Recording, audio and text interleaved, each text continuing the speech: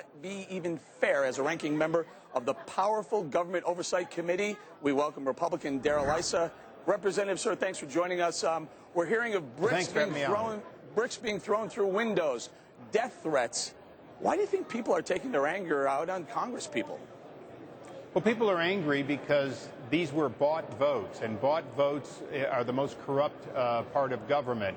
You know, in many countries, we understand that the outcome of a court case or even of a law is based on who gives who money or the equivalent. That doesn't happen often in America. When it does, usually people go to jail.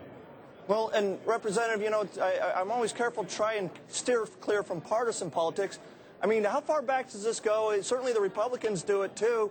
I mean, I remember the $750 billion bailout for Wall Street turning into an $850 billion bailout in the same manner.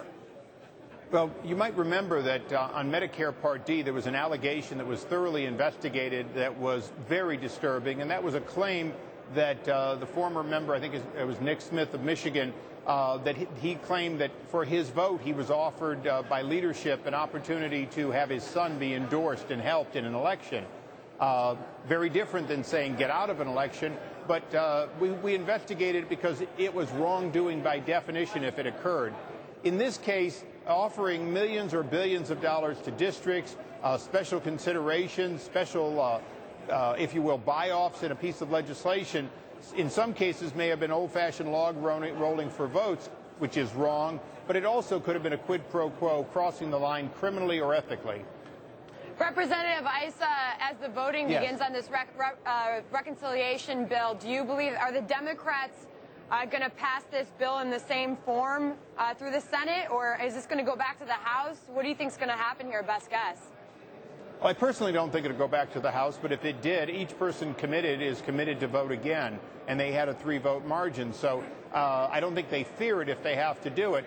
You know, one thing that I think the GOP may be holding out unreasonable hope for is the idea that this is going to be overturned in the courts or easily undone. It's going to be hard to undo any of these provisions, especially the tax provisions, and it's unlikely that these court challenges will succeed. Representative, as ranking member of the very powerful oversight committee that you chair, are you going to look into what went on? For example, Dennis Kucinich takes a ride on Air Force One. The next thing you know, he comes out and he says, I'm voting for health care reform. Or, you know, Bart Stupak, the question still remains, was there any money earmarked for an airport in his district, you know, after he voted yes for health care? Is that what you're going to do? Well, what we're going to do is we're going to look outward. We're not going to look at the members per se. We're going to look at the administration and others who may have given unlawful or unethical inducements. You know, our committee is very careful not to look at our colleagues. That's an ethics question of another committee. But to look at the quid pro quo that may have come from another branch of government, absolutely. So, Representative, what are some of the most outrageous things that you're suspecting and or uncovering already?